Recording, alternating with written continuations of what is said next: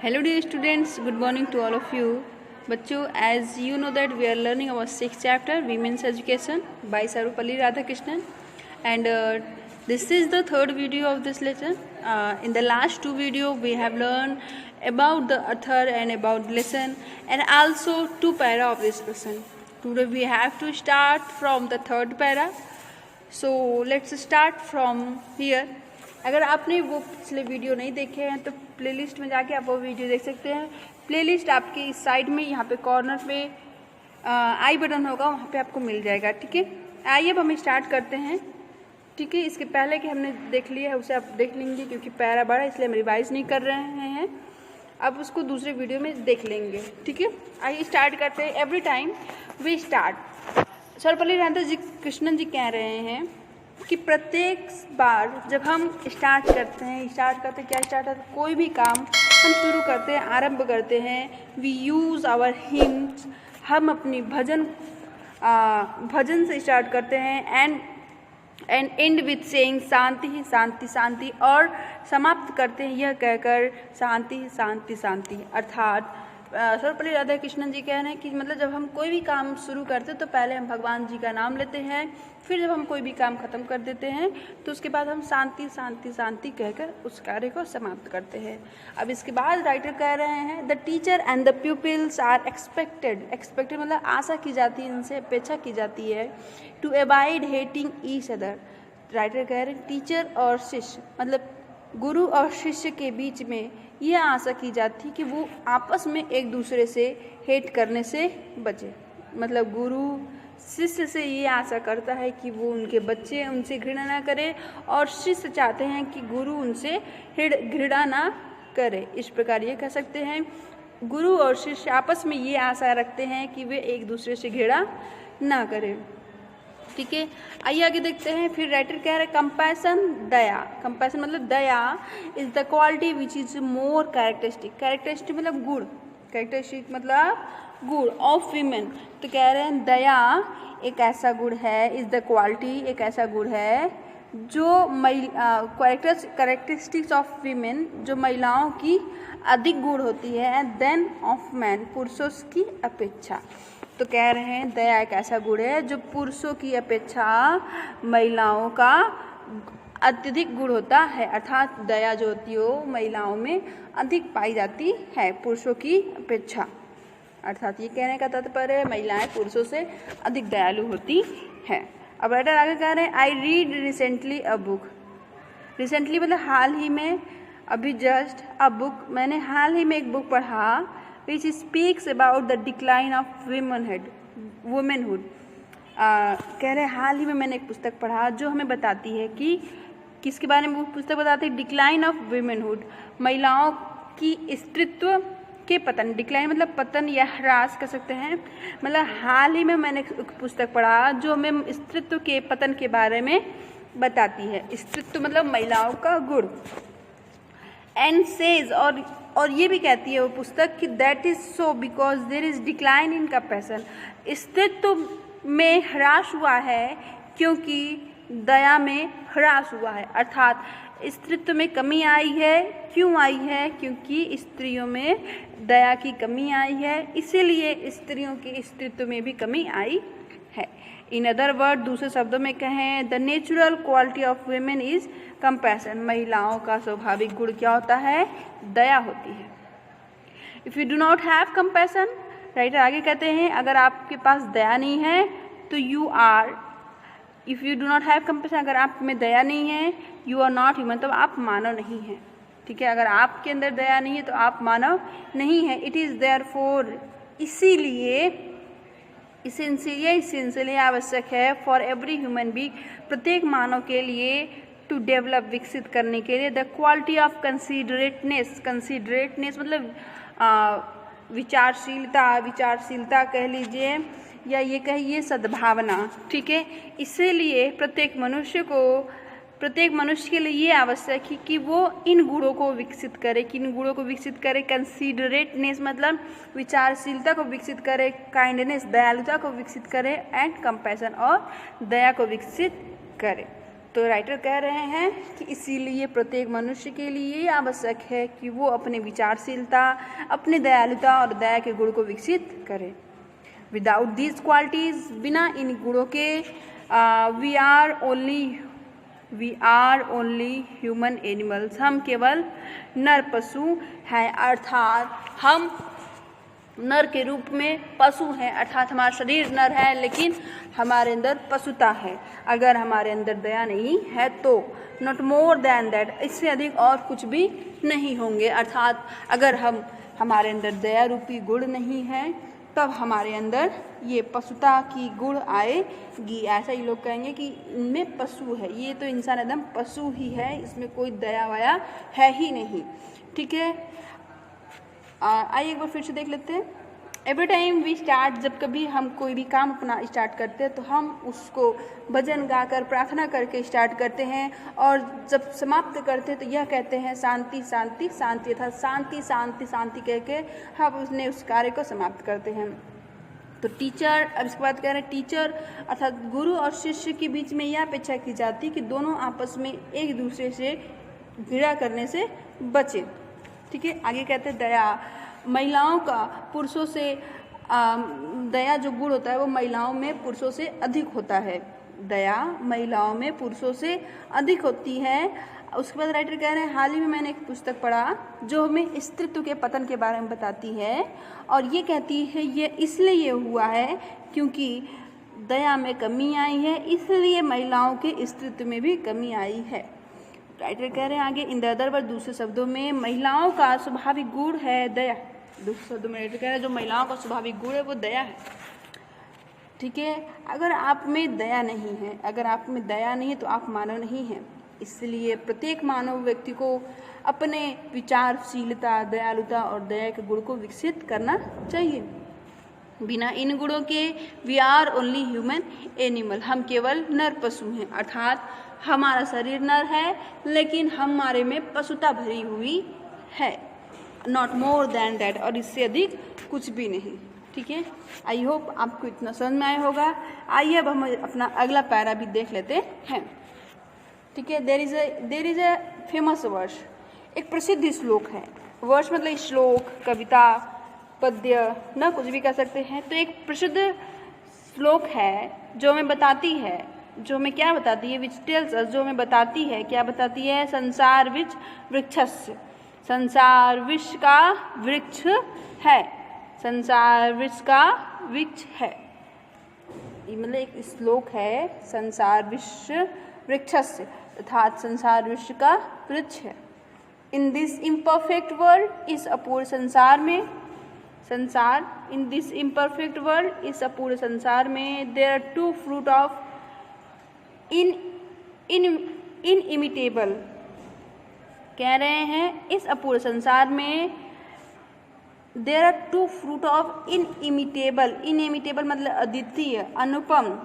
ठीक है, तो कह रहे हैं इस अपूर्ण संसार में अद्वितीय गुणों से युक्त दो फल हैं, अद्वितीय गुणों के दो फल हैं। देयर आर टू फ्रूट, दो फल हैं अद्वितीय गुणों के। कह रहे हैं इस अपूर्ण संसार में, मतलब कुछ भी पूर्ण नहीं संसार में, इस अपूर्ण संसार में अद्वितीय गुणों के दो फल हैं। ये गुण कौन कौन से हैं, दो फल कौन कौन से हैं?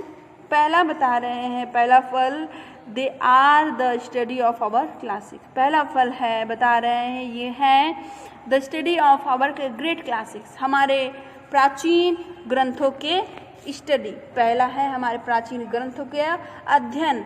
एंड दूसरा है कम्युनियन, कम्युनियन मतलब संवाद, सत्संग विथ ग्रेट माइंड, महान माइंड, महान पुरुषों से, महान व्यक्तियों के बीच सत्संग, महान विद्वानों का सत्संग। ठीक है, तो पहला क्या कह राइटर कह रहे हैं, they are the study of our great classics, क्लासी मतलब हमारे शास्त्र, हमारे प्राचीन ग्रंथ। तो कह रहे हैं कि इस अपूर्ण संसार में दो अद्वितीय गुणों का दो फल हैं, पहला है हमारे महान ग्रंथों का अध्ययन और दूसरा है हमारे महान व्यक्तियों, महान विद्वानों का सत्संग। अब इसके बाद कह रहे हैं this two are the thing, ये दो ये दो आर द थिंग, ये दो वे चीज़ हैं, ये दो वे चीज़ हैं, ये वे वस्तुएं हैं, ये दो which mould men's mind and heart, जो मोल्ड मतलब ढालना, बनाना, जो मनुष्य के मन और हृदय को ढालती है, बनाती है, परिवर्तित करती है। आई एम एंग्सियस, मैं चिंतित हूँ या मैं चाहता हूँ, our great classic should be studied, कि हमारे महान ग्रंथों को पढ़ा जाना चाहिए। मैं चाहता हूँ कि हमारे महान ग्रंथों को पढ़ा जाना चाहिए। The classics of all countries, हमारे ही देशों के नहीं बल्कि सभी देशों के ग्रंथों को पढ़ा जाना चाहिए। Which we are inheritor, inheritor मतलब उत्तराधिकारी, जिसके हम उत्तराधिकारी हैं। तो कह रहे हैं राइटर कि मैं चाहता हूँ या मैं चिंतित हूँ कि हमारे क्लासिक्स का, हमारे शास्त्रों का अध्ययन होना चाहिए, हमारे ही नहीं बल्कि सभी देशों के शास्त्रों का अध्ययन होना चाहिए जिसके हम उत्तराधिकारी हैं। It is a small dialogue in an Upanishad, Upanishad में एक छोटा सा संवाद है ना। It is in a small dialogue in an Upanishad, Upanishad में एक छोटा सा संवाद है, संवाद मतलब बातचीत। दैट क्वेश्चन इज पुट, जिसमें एक प्रश्न किया जाता है। उपनिषद में एक छोटा सा डायलॉग है और उसमें एक प्रश्न पूछा जाता है कि what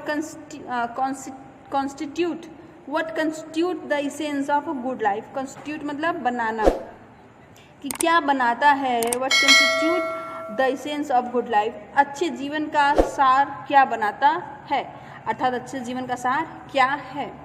What constitute the essence of good life, अच्छे जीवन का सार क्या है। The teacher replies, टीचर ने तुरंत उत्तर दिया, Did not you hear the answer? Did not you hear the answer? क्या तुमने उत्तर नहीं सुना? क्या तुमने उत्तर नहीं सुना? जब प्रश्न किया गया कि सच्चे जीवन का क्या सार है, तो टीचर कहते क्या तुमने उत्तर नहीं सुना। There was a thunder clap, तभी थंडर क्लैप मतलब बिजली की गड़गड़ाहट, तभी बिजली की गड़गड़ाहट होती द द द ना, तभी बिजली की गड़गड़ाहट क्या होती है, the the the. Immediately the teacher explain that, तभी तुरंत, इमीडिएटली द टीचर, तुरंत उस टीचर ने एक्सप्लेन किया कि that these where the essence of good life, यही ये द ही अच्छे जीवन का सार है। दम दान दया, ये द जो है, ये द का पूरा डिफाइन कर रहे हैं, एक्सप्लेन कर रहे हैं। ये द मतलब दम दान दया, यही अच्छे जीवन का सार है। आगे राइटर कहते हैं कि उस संवाद में क्या होता है, उस टीचर बताता है कि दे constitute the essential of good life, यही जीवन के आवश्यक गुण है, यही जीवन का सार है, यही जीवन के सार है, यही जीवन के तत्व हैं। यू मस्ट हैव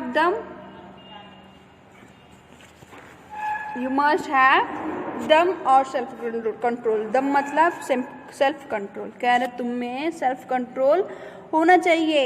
रेस्ट्रेन मतलब नियंत्रण होना चाहिए, सेल्फ कंट्रोल होना चाहिए, संयम होना चाहिए।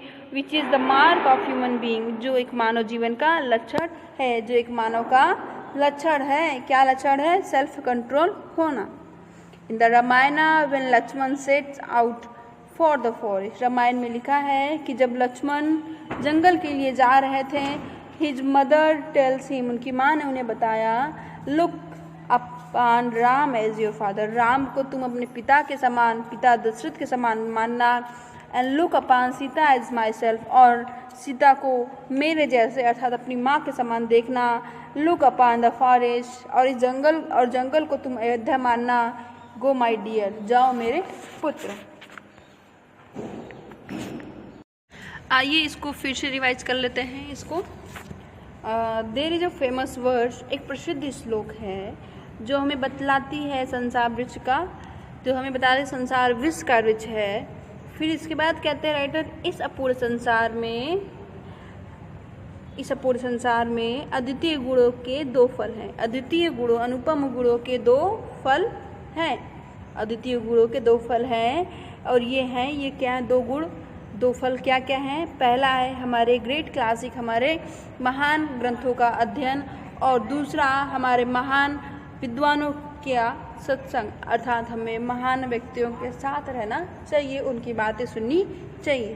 तो ये ही हमारे लिए बहुत उपयोगी साबित होंगे। इसके बाद कह रहे हैं कि ये दो चीज़ें वे चीज़ है विच मॉल मेन्स माइंड, जो मनुष्य के हृदय और उसके मन को बनाती है, बदलती है, ठीक है, उसका दिशा परिवर्तित करती, उसे अच्छे राह पे ले जाती है। कौन? ये हमारे क्लासेस का अध्ययन और हमारे ग्रेट माइंड्स अर्थात ग्रेट महान विद्वानों का सत्संग। फिर राइटर कह रहे हैं मैं चिंतित हूँ कि हमारे जो ग्रेट क्लासिक है, हमारे जो शास्त्र हैं, उनका अध्ययन किया जाना चाहिए। The classics of all countries, सारे देशों का अध्ययन किया जाना चाहिए, सारे देशों के ग्रंथों का अध्ययन करना चाहिए जिसके हम उत्तराधिकारी हैं। It is a small dialogue in an Upanishad, एक उपनिषद में एक छोटा सा संवाद, एक छोटी सी बातचीत है जिसमें ये प्रश्न किया जाता है कि अच्छे जीवन का सार क्या है? अच्छे जीवन का सार क्या है या अच्छे जीवन का सार किससे बनता है, क्या है? तो टीचर उत्तर देता है did not you hear the answer, क्या तुमने उत्तर को नहीं सुना? There was the thunder clap, तभी गड़गड़ाहट की आवाज़ होती है। किसकी गड़गड़ाहट की? बिजली की गड़गड़ाहट की आवाज़ आती है, the the the the the the the key आवाज़ आती है। तब राइटर जो टीचर है वो एक्सप्लेन करती है द द द है क्या। तब टीचर तुरंत एक्सप्लेन करते हैं, तुरंत व्याख्या करते हैं कि यही अच्छे जीवन का सार है, ये अच्छे जीवन का तत्व है। दम दान दया, यही दे constitute the essential of good life, यही अच्छे जीवन के सार को बनाती है। ये था, यही अच्छे जीवन का सार है। आप में यू मस्ट हैव, आप में सेल्फ कंट्रोल होना चाहिए। दम मतलब सेल्फ कंट्रोल, आप में आत्मनियंत्रण हो, आपका मन कहीं भटके ना, आपका अपने ऊपर कंट्रोल हो। रेस्ट्रेन हो, विच इज मार्क, रेस्ट्रेन मर्यादित हो, संयम हो, जो संयम बता रहे हैं। अगर आपका मन संयमित है, अगर आप संयमित है तो यही संयम होना मनुष्य का लक्षण है। रामायण में कहा है, संयम का गुण सिखाया जा रहा है कि रामायण में जब लक्ष्मण अपने भाई और भाभी के साथ जंगल में वनवास के लिए जा रहे थे, तब उनकी माँ उनसे कह रही हैं कि राम को अपने पिता दशरथ के समान मानना और भाभी सीता को अपनी माँ के समान अर्थात मेरे जैसे तुम मानना, और इस जंगल को तुम अयोध्या मानना। जाओ मेरे पुत्र जाओ, ऐसा करके तुम सफल होगे। आई होप आपको ये वीडियो पसंद आया होगा और कुछ ना कुछ ज़रूर सीखने को मिला होगा। Thank you.